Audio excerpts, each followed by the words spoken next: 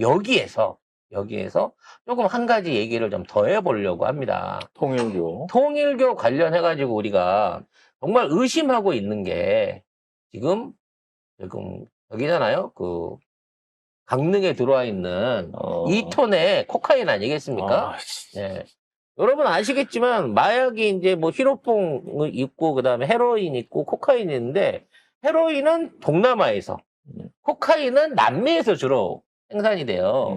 지금은 이제 남미에서 제일 많이 생산을 하는 국가가 사실은 에콰도르라고 니카라구아라는 의심을 받고 있습니다. 네.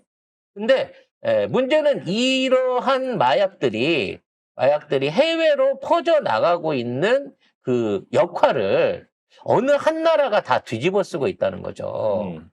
그 나라가 바로 에콰도르입니다. 파라과이입니다. 파라과이. 예, 이 파라과이란데 통일교가 연루가 돼 있고 이 마약 사업하고도 연루가 된 게 아니냐라고 하는 얘기가 나오고 있습니다. 그게 왜 그러냐면 문선명 교주가 여기에 세계적인 통일교 교인들을 위한 일종의 뭐 파라다이스를 짓겠다 그래갖고 파라과이에 있는 차코라는 지역의 땅을 엄청나게 사들입니다. 이게 얼마냐면 60만 헥타르예요.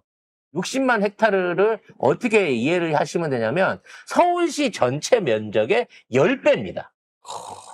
서울시 면적의 10배가 넘는 땅을 2000년도 초반에 이걸 사들였어요. 25년 전에. 네. 그래서 이제 이 땅을 사놓고 그 안에다가 일종의 뭐 신도시 내지는 뭘 건설하려고 했는데 저 숲속에도 원주민은 살아요. 그래서 원주민이 막 적극적으로 막 반대를 하고 개발에 대한 합의가 없어서 저 개발이 쭉 미뤄져 있다가 문선명 교수님이 돌아가셨네. 그래서 이제 이 땅을 놓고 막내 아들하고 이게 전에도 설명드렸듯이 7남하고 3남하고 지금 연락에 싸우고 있는 거야. 엄밀히 따지면 첫째하고 넷째인 거죠. 셋은 죽었으니까. 3남이 첫째고 이제 7남이 넷째인데 얘네 둘이 이 소유권을 두고 격렬하게 싸우고 있는 상황이야. 원칙대로 따지자면 이건 원래 셋째 거가 돼야 되는데 이거를 넷째가 뺏으려고 격렬하게 싸우고 있는 상황에서 저 땅이 그냥 방치가 되고 있었는데 문제는 저 땅을 통해 가지고 엄청나게 많은 국제 마약들이 해외로 유출되고 있다는 겁니다. 지금 파라과이 차코 땅, 통일교가 가지고 있는 이 땅이 지금의 국제 마약 유통의 온상지로 되고 있다는 겁니다. 그래서 그 주변 국가들이 마약 단속을 위해서 저 땅을 가서 보니까 불법 활주로를 만들어 갖고 여기에서 그게 신고 안 된 사설 활주로를 5개 이상을 만들어 가지고 저기에서 비행기로 마약을 날리거나 배에 실어 갖고 개인 항구를 통해서 저 배에 실어 갖고 코카인들을 유럽이나 아시아로 보내고 있다는 거예요. 그래서 현재 저기서 나간 마약의 추정 규모가 300톤 이상이 저 땅에서 나간 걸로 지금 추정이 되고 있습니다.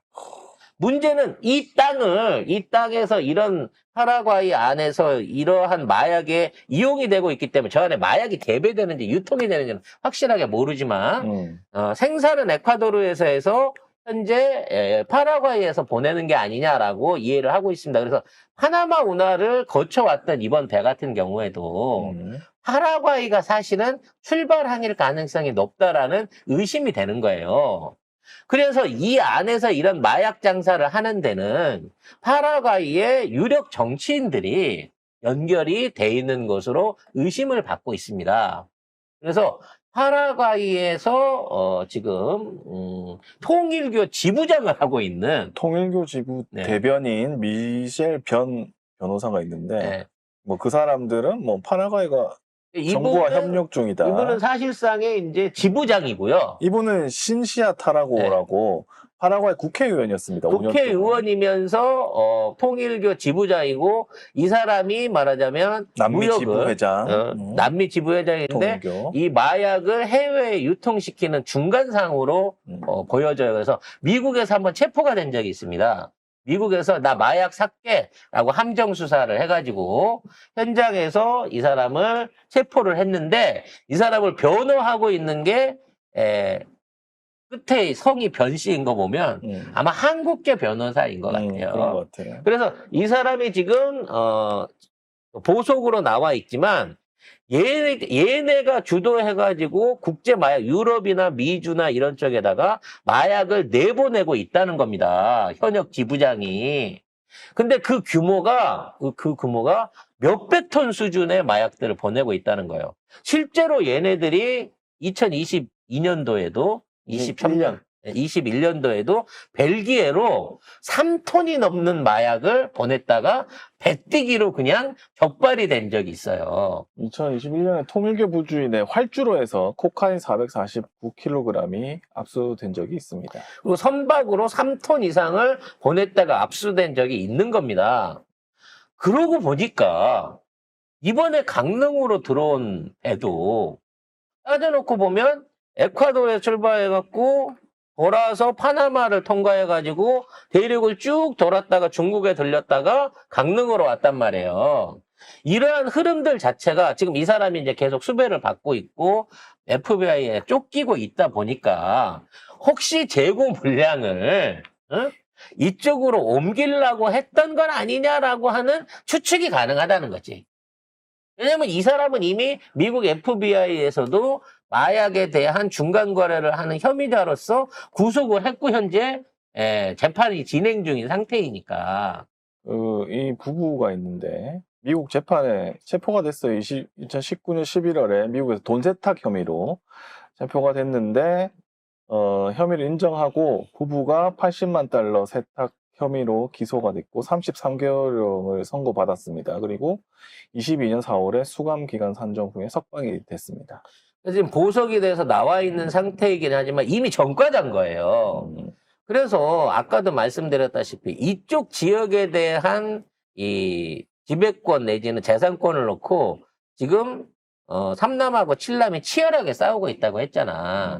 삼남은 지금 현대백화점 그 부지 소유하고 있는, 그래서 지금 더현대 비롯한 그 건물을 지었던 삼남인 거고, 그 소송에선 이겼지만 이 남미 지역에 있는 헤게모니권은 이제 마지막 칠남이 쥐고 있기 때문에 실질적인 이제 한학자 그 현재 총재 그 후견인이며 후계자로 보여지는 칠남이 이 역할을 하고 있기 때문에 모르겠어요. 이렇게까지 단정 짓기는 어렵지만 현재 있는 이 마약에 관련된 흐름에는 통일교, 그리고 남미 지역, 남미 지부, 그리고 우리 쪽 아래서는 디오르가 뭔가 삼위일체가 돼갖고 지금 이 사건을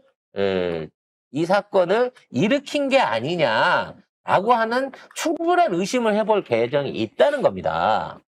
이 뉴스는, 이 보도는 제가 추측으로 낸 게 아니라 미국에 있는 한인신문인 썬데이 썬데이 저널에서 이걸 올린 내용들이거든요. 그러니까 아예 팩트가 없이 하는 내용이 아니라 이미 그쪽에서 팩트에 대한 검증이 일어난 거예요. 그럼 키워드를 보자고.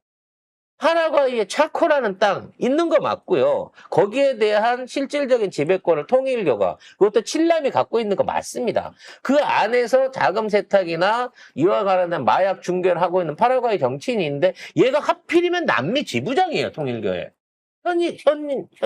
현직이기도 하고. 그리고 이 안에서 어찌됐거나 300톤이 넘는 코카인들이 전 세계로 흩뿌려졌다라고 하는 의심이 나오고 있는 거고, 거기에 따라서 그 증거를 확보한 미국 FBI가 개입을 해가지고 거기에 일부 실무자들을 체포를 했고 거기에 대한 재판이 진행 중이라는 거죠. 이런 와중에 저 2톤을 실은 배가 강릉에 왔고 그거를 체포한 사람이 FBI라고 하면 이게 말하자면 윤씨, 지금 우리가 말하고 있는 윤씨가 칠남 계열이거든요. 통일교 윤씨가 칠남 계열이에요.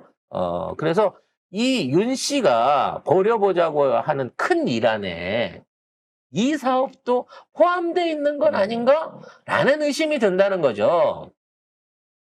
그래서 점점 모든 악의 축은 점점 그 규모를 드러내가고 있다라고 여러분이 보시면 될 것 국제적 같습니다. 문제네. 국제적 문제야. 자,